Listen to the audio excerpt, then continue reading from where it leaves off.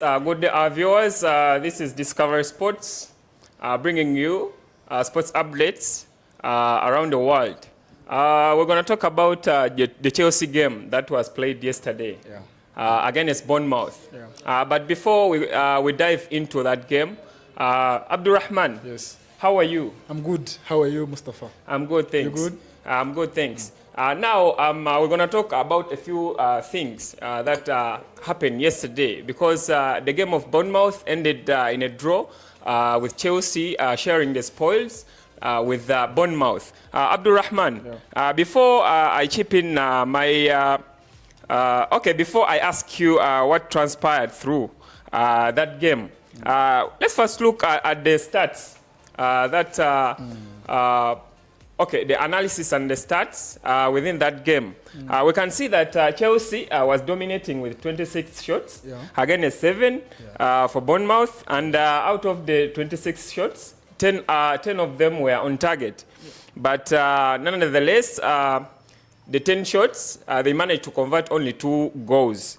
The possession was in favor of Chelsea with 57 against 43 for Bournemouth. And passes, there were 426 against 320. So generally, you can see that Chelsea was dominating the game.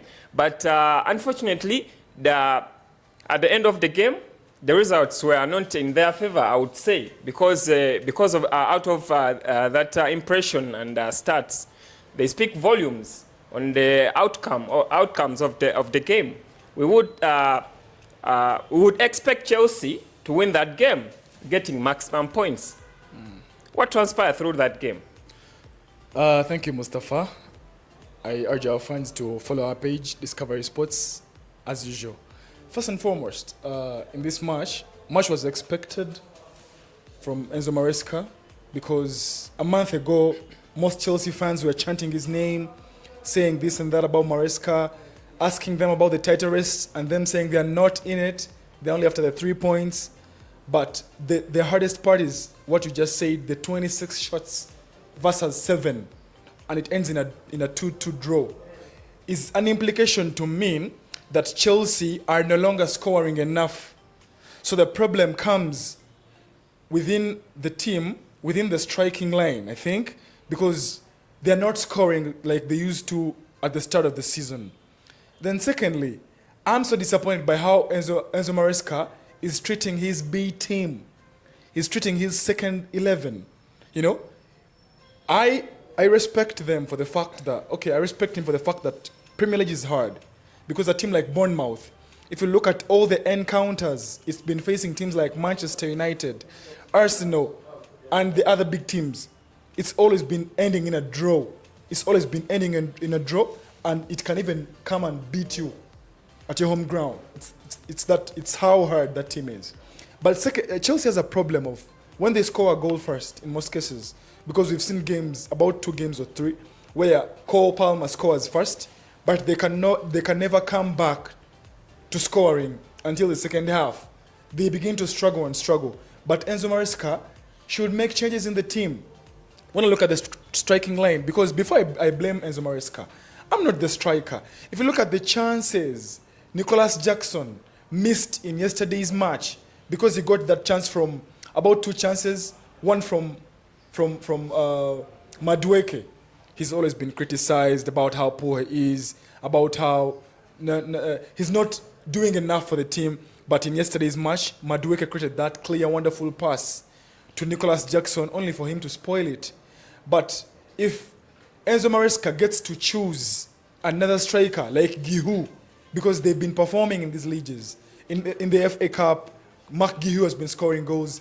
In the Conference League, they've been scoring goals. So teams like this, Bournemouth, need strikers like Gihu who cannot be studied because the Bournemouth side cannot tell how difficult it is, how hard it is. But Abdurrahman, don't you think that because Nicholas Jackson, as well as he misses chances, but he converts most of, some chances he converts them. So can't we say that it was just a bad day in the office and a good day in the office for Bournemouth? Because when we look at the defensive aspect of Bournemouth, they managed to make 9 tackles, 56%. And the keeper managed to make 8 saves of the day. And clearances were 27 out of 8 for Chelsea.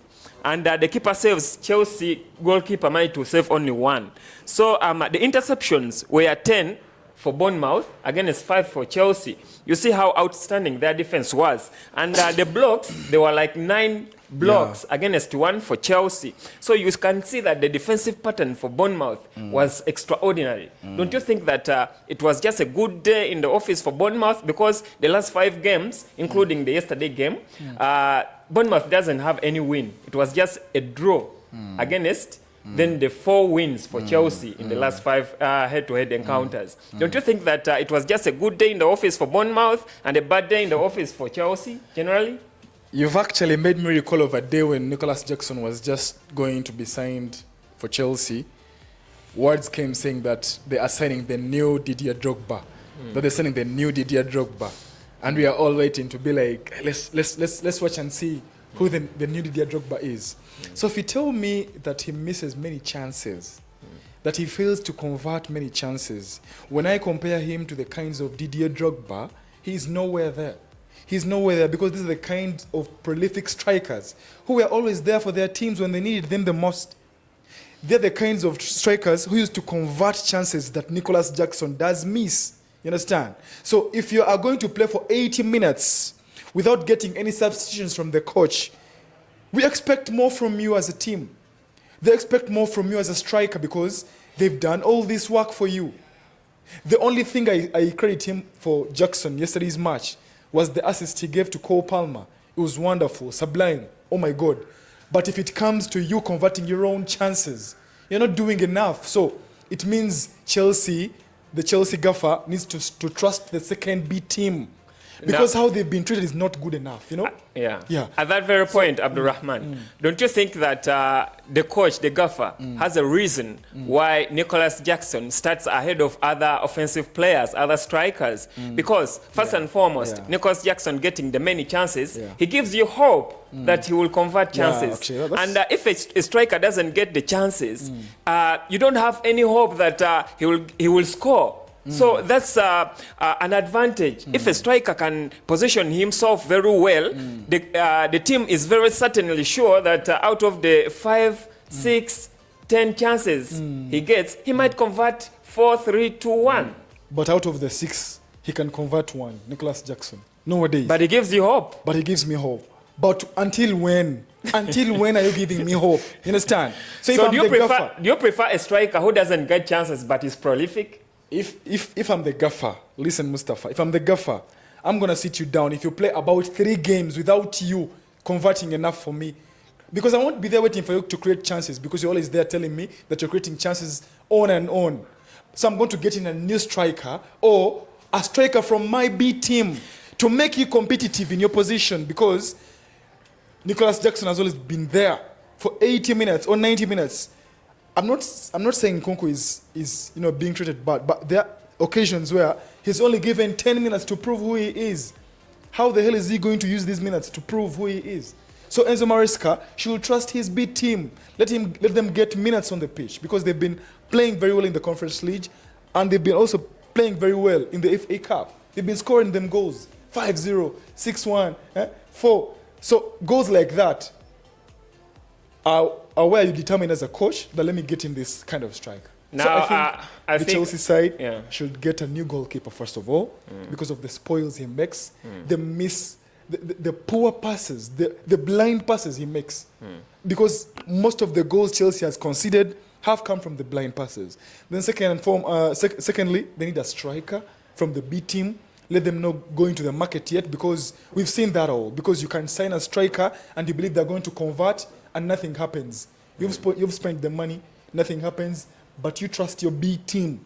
Trust the B team. I think this is why Nkunku is going to leave because Bayern Munich wants him and Chelsea is asking for about 80 M. Yeah, because Nkunku was brought in the fold of Chelsea because he was like he was proved and tested that he can score goals. And so if you don't give him the chance to play, or if you don't give him the game time he needs, it means that he's gonna flop in the market. And so the best way is for him to decide and leave. And before we end this show, Chelsea should get rid of these players I'm going to mention.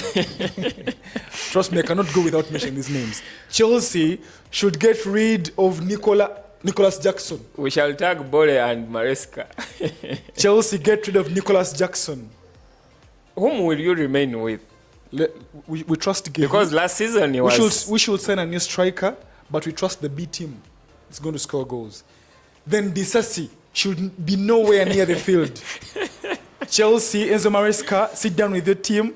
Disasi should know where to be seen. Should be nowhere to be seen. He's not good enough. I don't know how you were convinced, how the Chelsea team was convinced to have Disasi. And lastly, Badiashile. These players can all be sold back to their teams, let them go back to Monaco, and Chelsea can regain its position to where it was if they want to qualify for the Champions League. Thank you very much. So with that, we shall not exit from here. Thank you for watching Discovery Sports and following and sharing our content. We shall come back again with more sports updates and news. Thank you.